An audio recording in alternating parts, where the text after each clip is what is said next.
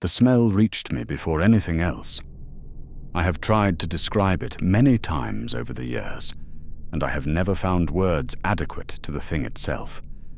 It was not smoke, not exactly, though smoke was part of it.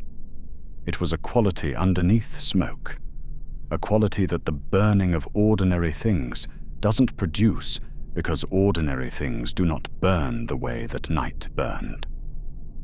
There was a chemical quality to it, sharp and ancient, the smell of stone being unmade, of earth being asked to become something it was never intended to be.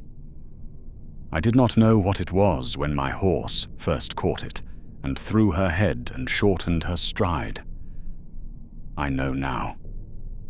It was the smell of Morgoth's will made physical, the smell of a power that had been present at the making of the world, turned now toward its unmaking. I crested the rise and saw what the northern sky had become, and I stopped breathing. Not from awe, not from wonder, or from the simple failure of my body to continue its ordinary functions in the presence of something so far outside every category I possessed for understanding the world that my body simply forgot, for a moment, what it was supposed to be doing. The horizon was on fire.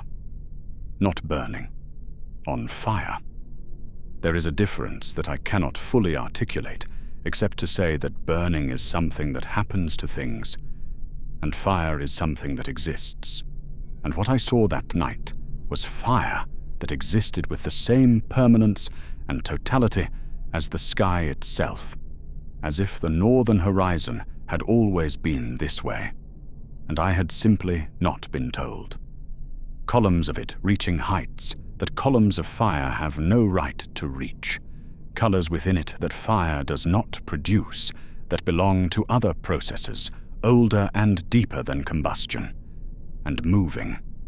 Not the way fire moves, guttering and reaching and collapsing into itself, moving with direction, with purpose, as if the fire knew where it was going. My horse turned south without my instruction, and I let her go for a moment before I found my hands again, and stopped her, and sat there on the road, and looked at what the world had become in the hour since I had last looked at the horizon and found it ordinary. I should tell you who I am and how I came to be on that road on that night, because without that, the rest of this will not mean what it means. My name is Tareth, and I was 24 years old, and I worked for the council of Lord Angband, whose fortress of Dorthonion sat on the highlands above the Ardgailan plain, looking north toward the vast darkness of Angband, across the siege lines that the Elvish lords had held for 400 years. I was not a soldier. I want to be clear about this from the beginning, because everything that follows requires you to understand what I was and was not. I was a clerk, a secretary, a keeper of minutes, and a drafter of correspondence, and an organizer of supply requisitions, and a man who sat in the back of rooms where important things were decided, and wrote down what was said so that it could be referred to later. I was good at this work. I had a precise hand and a reliable memory, and the particular quality of attention that the work required, the ability to listen to many people speaking at once and extract from the noise the specific content that needed recording. But I had been doing it since I was 17, when I had presented myself at the gates of Angrod's household with a letter of introduction from a cousin who worked in the kitchens and had been given a trial week that extended into 7 years because I was useful and unobtrusive and never caused problems. I had never fought anything. I had trained with a sword because everyone in those lands trained with a sword, the way you learn to swim if you lived near water, did as a basic accommodation to the reality of the world you inhabited. But the training had the character of a precaution rather than a preparation. I trained so that if something happened, I would not be entirely helpless, in the same way that you learn to set a broken bone, not because you expect to need it, but because in the world we lived in, you might. The sword at my belt was the sword of a man who hoped never to use it, which is a different thing entirely from the sword of a man who knows how. This is what I was on the night of the 3rd day of the 1st month of the year, 455 of the first age of the world. A young man with a sword he didn't know how to use properly, carrying a message he had been given 2 days earlier, riding a road he had ridden before, expecting to be back in his candlelit room with his documents and his ordered files within the week. Let me tell you about the world I lived in, because it too requires explanation before the night makes sense. The siege of Angband had been in place for my entire life, and for the lives of my parents and their parents before them. 400 years. To say that it was the background condition of the world I inhabited is not quite accurate, because backgrounds are things you are aware of. The siege was more fundamental than that. It was simply the shape of reality. There was the sky and the ground and the seasons and the siege, each of them equally permanent, equally unquestioned. Morgoth existed in his fortress of Angband to the north, and the Elvish lords held the lines between him and the free peoples of Beleriand, and this arrangement had persisted for 4 centuries, and showed no signs of changing. I knew the siege the way I knew everything I had not personally witnessed, through documents. I had read more reports about the conditions on the siege lines than most soldiers stationed there.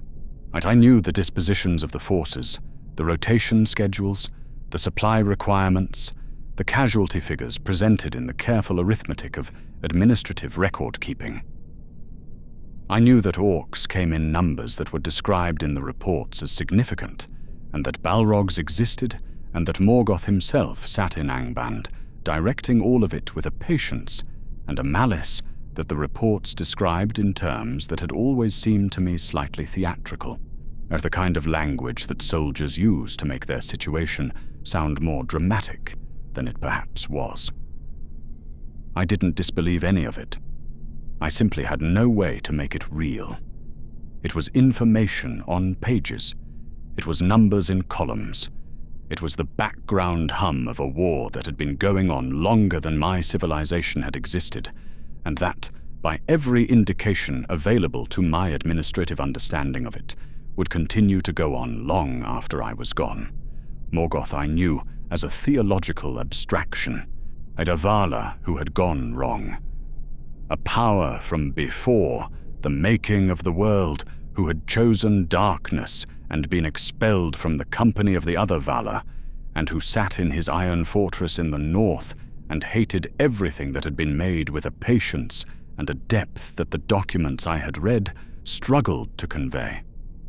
I believed in him the way I believed in the existence of lands I had never visited, as a fact about reality that did not require daily engagement. This was my world on the night I left to deliver the message. The message itself was not important, a logistical query about the supply rotation for the eastern section of the Dorthonian lines, the kind of administrative communication that passed between command positions dozens of times each week, and that I had drafted and carried personally perhaps 20 times in my 7 years of service. I had ridden this road before. I knew the waypoints, the overnight stops, or the likely road conditions at this time of year. It was not the kind of errand that produced anxiety. It was the kind of errand that produced mild irritation at being pulled away from my desk. I left at midday on a clear, cold day, and rode north as the afternoon darkened into evening, and the stars came out sharp and familiar, and I made my overnight stop at the way station as planned, and I slept well, and I rose before dawn and continued north, and I noticed nothing wrong for the first 4 hours of the second day. Then the smell came. Then I crested the rise, Then the sky showed me what it had become, and I sat on my horse on that road for what felt like a long time, but was probably not long at all, and I watched the northern horizon, and I thought, with the specific clarity of a man whose mind has run out of useful things to do, that I needed to understand what I was looking at before I could make any decision about what to do next. What I was looking at was the end of the siege. I understood this before I knew anything else about the night, or before I had any specific information about what had happened or how, simply from the evidence of the sky. The fires were on the wrong side.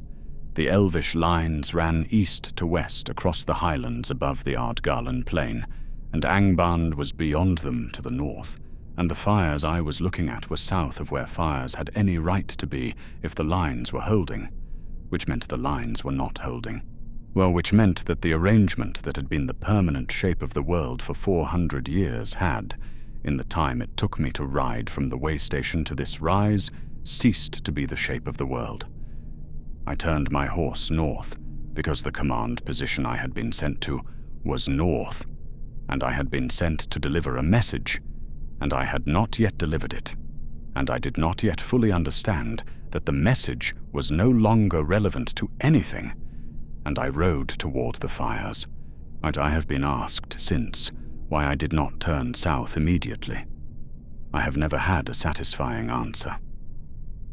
The honest answer is probably that I had spent 7 years being the person who completed tasks, and returning without completing mine felt, even then, even with the sky looking as it did, like a failure of a kind I was not able to simply choose.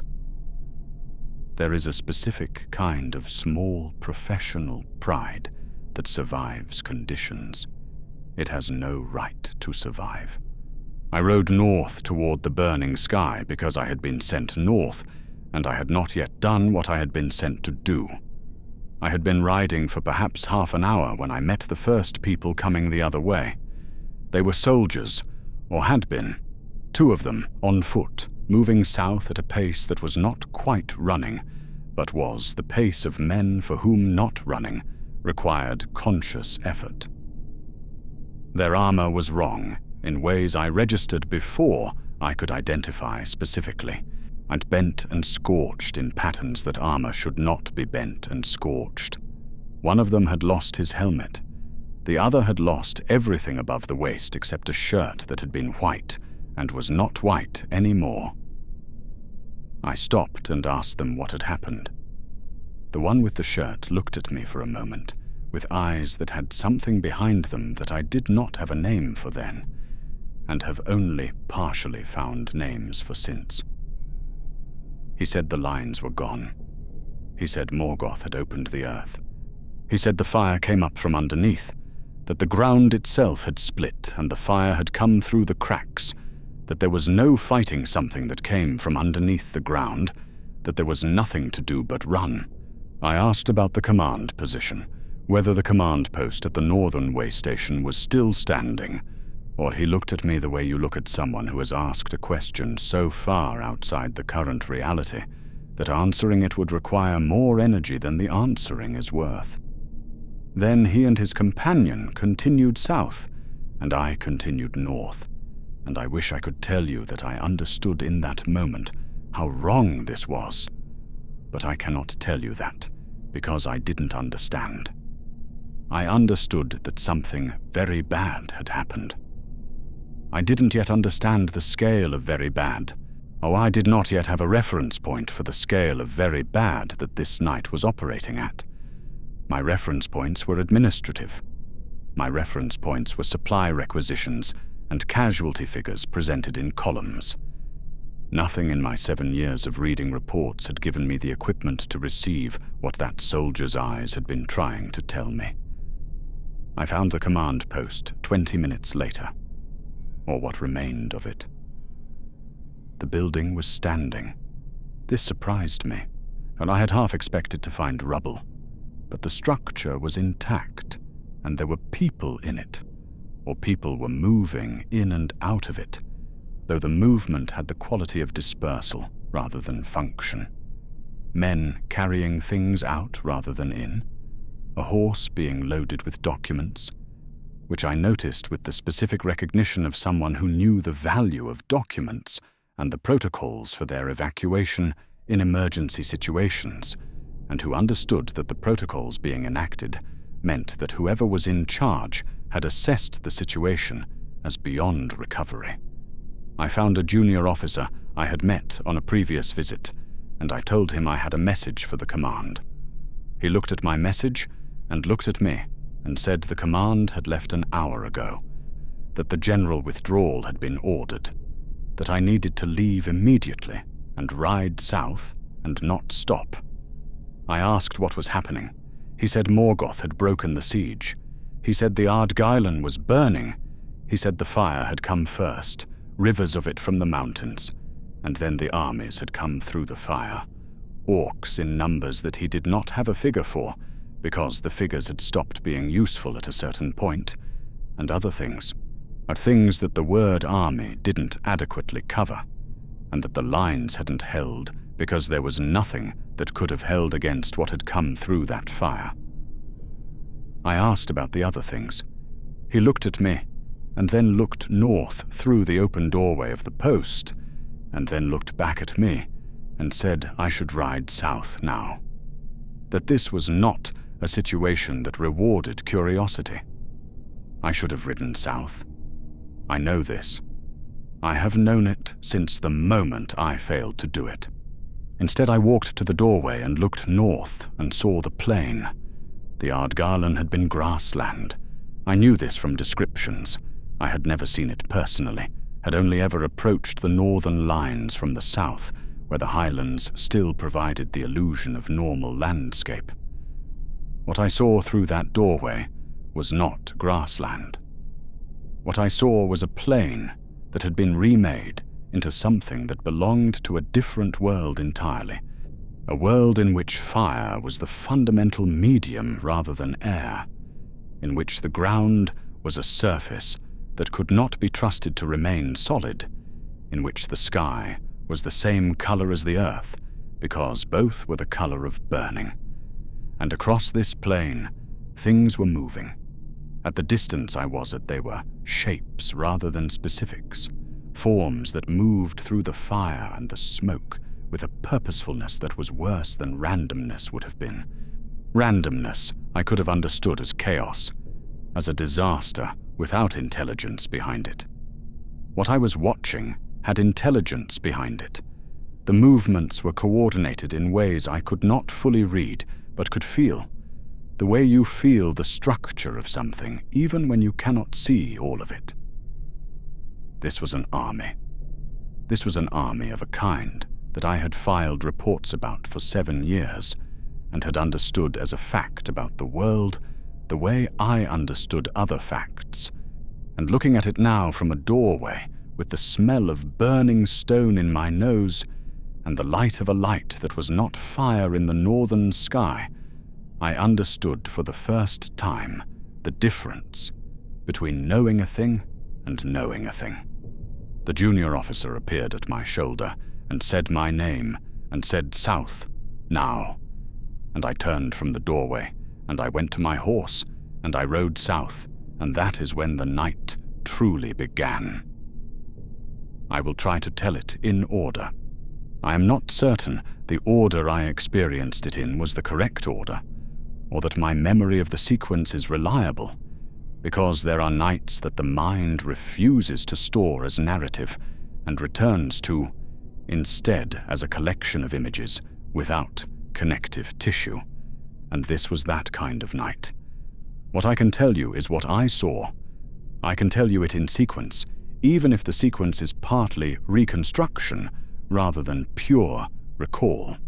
I can tell you it because after 40 years I have told it to myself so many times that the telling has become as reliable as memory. Perhaps more so. I had been riding south for perhaps 20 minutes when the road ahead of me became impossible. Not blocked, not damaged. Impossible in the specific sense that the ground to the east of the road was on fire in a way that the ground to the west was not, and the fire was moving west across the road, and there was no gap through which a horse and rider could pass, and no route around it that did not involve either going back north or going into the burning ground to the east. And I pulled my horse up and stood there in the particular stillness of someone who has run out of options they know how to evaluate. It was in this stillness that I heard the orcs. I had never heard orcs before. I had read descriptions. The descriptions were inadequate. What came to me through the smoke and the firelight from the east was a sound that I can only describe as the sound of hatred given a voice, a collective noise that had in it nothing of any animal I had ever heard, and nothing of any human crowd I had ever been part of, a sound that bypassed the thinking part of my mind entirely and arrived directly at something older and deeper, something that knew, without needing to be told, that the thing producing that sound intended my destruction and the destruction of everything I represented and everything I had come from and everything that had ever made me. I got off the road. I found a drainage ditch running parallel to it, half full of cold water, and I put myself and my horse into it, and I lay flat, and I waited. They came past on the road. I will not tell you how many, because I do not know, and the number I would give you would be inadequate regardless. I will tell you that they were on the road for a long time.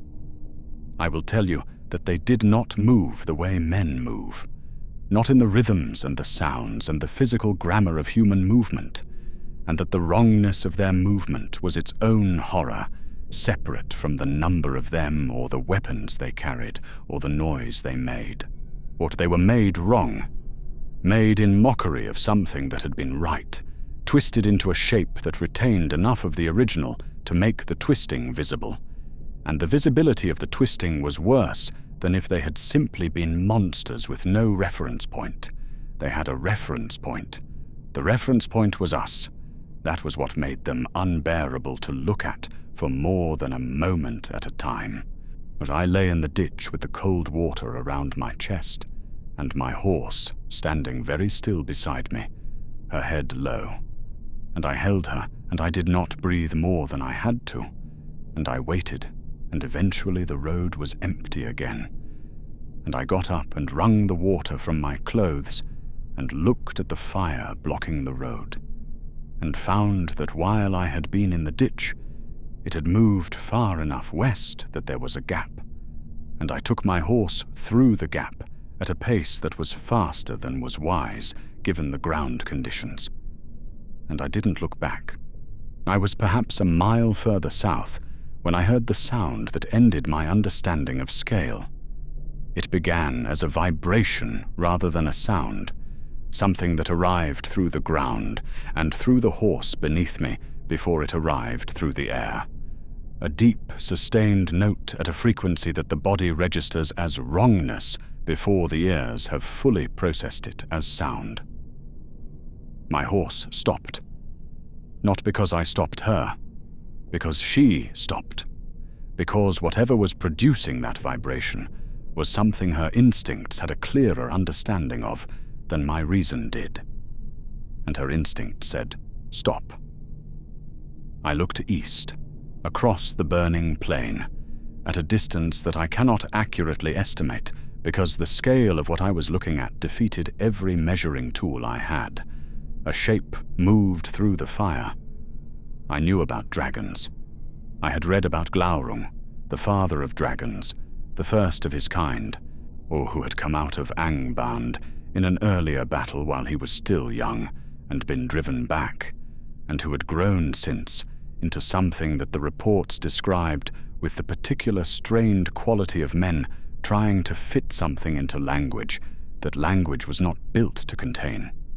I had read those reports and I had filed them, and I had thought I understood what they were describing. I had not understood. What moved through the fire on the Ardgarlan that night was not a creature in any sense that the word creature had carried for me before that moment. A creature is a thing that exists within the world, that has a size that can be measured against other sizes, that occupies a comprehensible volume of space. What I was looking at occupied space the way geography occupies space. It was not moving through the landscape. It was a feature of the landscape, a mobile feature, a portion of the world that had decided to relocate itself southward, and was doing so with the patient enormity of something that has never in its existence encountered an obstacle worth acknowledging. The fire that poured from it was not like the fire on the plain. The fire on the plain was terrible, but it was fire, subject to the ordinary rules of combustion and spread and eventual extinction. What Glaurung breathed was something older, and something that belonged to the same category as the rivers of fire that had opened the plain, which is to say it belonged to the category of Morgoth's will expressed physically in the world. And Morgoth's will was not subject to ordinary rules, and did not extinguish when the fuel ran out, because the fuel was not wood or grass, or any material thing, but something deeper and darker and inexhaustible. I watched him move across the plain for perhaps 2 minutes. But I know it was only 2 minutes because I counted my breaths, and I have always breathed at a consistent rate even under duress, a quality I had previously considered unremarkable and now recognized as the only reliable measurement tool I had left. In those 2 minutes, he crossed a distance that I estimated, using the siege line positions I had memorized from reports, at several miles. Several miles in 2 minutes, though several miles of burning ground covered by something that moved with the unhurried purpose of a thing that has nowhere to be except everywhere, eventually. He did not notice me. This is the thing I return to most often when I think about that moment. Whatever I was to Glaurung, father of dragons, ancient and enormous and burning his way across the ruin of the Ardgarlan, I was not worth noticing. I was below the threshold. I was too small to register as anything other than another piece of the landscape that happened to be moving southward. I had spent my life feeling modestly significant, a useful person performing a necessary function in a functioning system, and in 2 minutes of watching Glaurung cross the plain, I understood in my body, in a way that no administrative document had ever been able to convey, what it meant to be a man in the first age of the world, or what it meant to be mortal and small and brief in a conflict whose participants had been present at the creation of everything and whose stakes were the world itself. I was an insect. We were all insects. The soldiers on those lines with their swords and their shields and their 400 years of holding. All insects. The great Elvish lords in their fortresses, ancient and powerful and immortal, and insects of a larger variety perhaps, but insects nonetheless, measured against what was moving across that plain, the whole apparatus of resistance and courage and strategic organization that had kept the free peoples of Beleriand alive for 4 centuries, insects, all of it. And Morgoth in Angband had known this, and had waited with the patience of a power that had participated in the making of the world until the moment he decided the waiting was finished. I turned my horse south, and I rode. I do not know how long I rode before I stopped. Long enough that the light behind me had changed from the orange of burning to something darker and more diffuse. The fire became distant enough that it was a glow rather than a source. I stopped in a hollow between 2 hills where the road dipped low, and the ridgelines on either side provided the psychological comfort of walls, which was not real comfort, but was better than nothing. And I got off my horse and sat on the ground and put my back against a stone, and I breathed.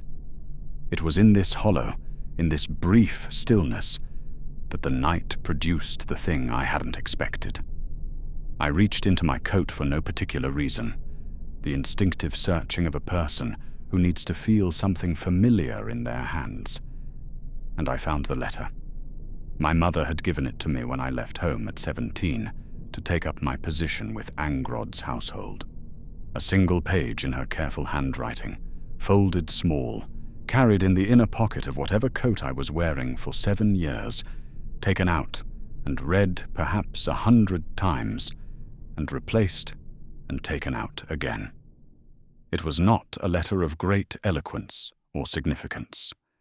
It told me to eat properly and sleep enough and write when I could, and remember that however important the work felt, the work was not the most important thing. It closed with her name, and below her name, a small drawing of the house I had grown up in, rendered in the particular approximate style of someone who draws rarely, and with effort, identifiable not because it was accurate, but because I knew what she had been trying to draw. I sat in the hollow with this letter in my hands, and I looked at it in the light of the distant burning, and I thought about the house it depicted, and the woman who had drawn it, and the world that had produced both. What the world of ordinary meals and sufficient sleep and letters sent when possible, the world in which the most important advice a mother could give her son was to take care of himself. The world in which taking care of yourself was a meaningful instruction, because the world itself was stable enough to take care of you back if you met it halfway. That world hadn't ended that night. I understood this even then. The burning was in the north. The free peoples of Beleriand still existed. Or there would be a response, a regrouping, a new line drawn somewhere further south. Men and elves would still live and work and eat and sleep and write letters. The world my mother's letter came from had not been destroyed. But the assumption underneath it had. The assumption that the arrangement was permanent, that the Elvish lords on their siege lines were a fixed feature of reality that would endure indefinitely, or that the war had a settled shape, and that the settled shape was the shape it would always have. That shape was gone, and what would replace it was not yet visible, and the not yet visible was its own kind of terror, different from the terror of the fires and the orcs and Glaurung moving across the plain, smaller and quieter, and in some ways harder to sit with, because it had no endpoint I could identify. I was still sitting there when I heard the sound from the ridge above me, but I was on my feet with my sword out before I had consciously decided to move, which is the only time in that entire night that my body responded faster than my thoughts, and I stood in the hollow with the sword in my hand and looked up at the ridgeline and waited. A man came over the ridge, a soldier, alone, moving carefully, scanning the hollow before he descended into it. He saw me and stopped and looked at my sword and then at my face, and then he came down the slope and sat on a stone across from me and put his head in his hands. We sat there together for a while. I put the sword away. He did not speak, and I did not speak, because there was nothing to say that the situation had not already said more comprehensively than we were capable of. After a time, he looked up and asked if I had water. I had a flask, and I gave it to him, and he drank and gave it back, and we sat again in silence. Then he said, not looking at me, his eyes on the glow in the north, that he had been on the lines when it started, that the ground had cracked first, that fire had come up through the cracks in the earth before anyone could understand what was happening, that the men on either side of him had been gone before he could speak, not killed in any way he had seen men killed before, simply gone, or absorbed into the fire that had come up from underneath. He had run. He was not ashamed of running. There was nothing else to run from, no enemy to turn and face, no tactical decision to make. The ground had simply decided to be fire, and the only response available was to be somewhere else. He said he had seen one of them, the Great Ones, moving through the smoke to the west of his position, enormous, burning. Well, a thing that he had known from the old stories was real and had understood as real, and had nonetheless not been able to integrate as real until the moment he saw it, and then had wished immediately that he had not. I asked which one. He looked at me. Then he said, "Gothmog." He said it the way you say a name you have known for a long time and hoped never to have occasion to use in a sentence describing something you personally witnessed. Gothmog, Lord of Balrogs, greatest of the servants of Morgoth, a mire of fire and darkness whose existence I had filed reports about, who appeared in the administrative record of the siege as a strategic factor, a force multiplier on the enemy side, a thing to be accounted for in planning documents.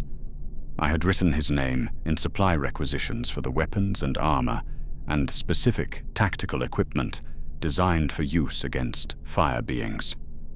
I had written his name as a label on a folder. He was a Maya. I understood what this meant theologically, or in the abstract. A being of the same order of creation as the Valar themselves, reduced in power but not in nature. A spirit of the world clothed in fire and shadow, older than the sun and the moon, older than men, older than the Elvish lords who commanded the siege lines, and who were themselves older than my civilization, by orders of magnitude that my mind could trace as a numerical fact without being able to feel as a reality. And he had been on the plain that night, moving through the armies, through the fire, through the collapsing lines, doing the work he had been made to do, which was destruction, and doing it with the competence and the scale of something that had been doing it since before the world had its current shape. I sat with this for a long time. The soldier beside me eventually lay down on the ground and slept, which I found remarkable, and which I have thought about since, as evidence that the human body's need for sleep is more fundamental than almost any competing input, including the complete destruction of the world as you had understood it. I didn't sleep. I sat against my stone with my mother's letter in my hands, and I watched the glow in the north, and I thought about what I had seen and what I had heard, and what it meant that the arrangements I had understood as permanent had ended in a single night. By the time the sky began to lighten in the east, I had arrived at something that was not peace, but was adjacent to it, a kind of exhausted clarity that comes when you have been afraid for long enough that the fear has burned through everything available to burn, and what remains is simply the facts of your situation, stripped of the distress that had been attached to them. The facts were these. I was alive. I was south of the catastrophe. My horse was alive. But I had a road south and sufficient distance between myself and what was behind me to make it reasonable to expect that I would reach safety if I continued moving. I was the unluckiest man I knew. But I had ridden north on a routine errand on the night that the world changed, and I had been present for the breaking of something that for 100 years of effort had held in place, and I had seen things that no clerk had any right to see, and survived them through no quality of my own, except smallness and luck, and the irrelevance of my existence to anything that the fires and the armies and the great, terrible moving shapes on the plain had been concerned with. I was also, and I understood in that pale early light, the luckiest man I knew. By the smallest of margins and the most arbitrary of accidents, the drainage ditch, the gap in the fire, the hollow between the hills that had been below the sight lines of whatever moved on the ridges that night. A dozen moments in which the arithmetic of survival had resolved in my favor for no reason I could identify, and could just as easily have resolved the other way. But I woke the soldier, and we rode south together and did not speak much, and parted at the first way station we reached, where there were other survivors, and the beginnings of organization, and a people who knew what to do in ways that I did not. I delivered my message eventually, to someone at a command post that had relocated far to the south, weeks after the night it had been written for. And the officer who received it read it and set it down, and did not respond to it. And I understood from this that the section of the line the message concerned no longer existed, and that the question it had been sent to answer was no longer a question anyone was asking. I went back to my work. There was always work. In the aftermath of catastrophes, there is more administrative work than at any other time. The documentation of loss and relocation, and the organization of what remains into something that can be built on. I was good at this work, and it needed doing, and doing it gave me something to put my hands to, while the rest of me processed what it had witnessed and arrived, slowly and over years, at something resembling understanding. I have never fully arrived. I want to be honest about that. 40 years of processing have given me language for what I saw that I did not have in the hollow between the hills with the letter in my hands, and the language helps, and the distance helps, and the simple fact of having continued to exist and work and eat and sleep and write letters helps in ways that are difficult to articulate, but that I believe to be real. But the thing itself, the actual experience of that night, has not become comprehensible in any final sense. It remains, when I go back to it, outside the boundaries of what I am able to fully hold. I think this is correct. I think the night of the Dagor Bragolok, the breaking of the siege, should remain outside the boundaries of what a man can fully hold. I think it would be wrong if it didn't. What happened on that plain was not a human event, in any sense that the word human can stretch to cover. It was a conflict between orders of being so far above the human scale that human presence in it was essentially accidental, the way insects are accidentally present in the movements of armies, not targeted, not significant, simply there because the ground they live on is the ground the armies are moving across.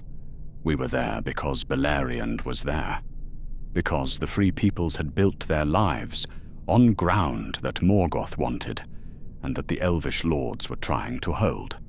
We were incidental to a conflict whose true participants had been old when the world was new, and whose stakes were nothing less than the shape of everything. I carry the letter still. It is fragile now, the folds worn soft, the ink faded to something that requires effort to read in poor light. I take it out sometimes and look at my mother's drawing of the house I grew up in, the approximate lines of it, the effort behind the approximation, the world of ordinary care and sufficient attention that produced it. That world survived the night of the Dagor Bragolok, diminished and retreated, and changed beyond recognition in many ways, but present, still producing meals and letters and small drawings made with effort by people who wanted the people they loved to have something to carry. I have thought about why I rode north that night instead of turning south when the sky told me to, and I have thought about it for 40 years, and I haven't found a satisfying answer. Professional habit, the inability to return without completing the task. Something more complicated than either of those things, some instinct toward the event that I cannot fully explain and am not certain I should try to. What I know is this: I was there. I saw what the world could do when the patience of a dark god finally ended, and I saw the fire that came from underneath the earth, and the armies that came through the fire, and the shapes that moved across the burning plain with the unhurried enormity of things that have never in their existence needed to hurry. I was a clerk with a message that no longer mattered, in a war between powers that had been old before my kind existed, on the worst night in the history of the world as I had known it. I survived by being too small to be worth killing. I have never decided whether that is something to be grateful for, or something to spend the rest of your life trying to understand. Perhaps it is both. Perhaps for a man who was in that place on that night, it will always be both.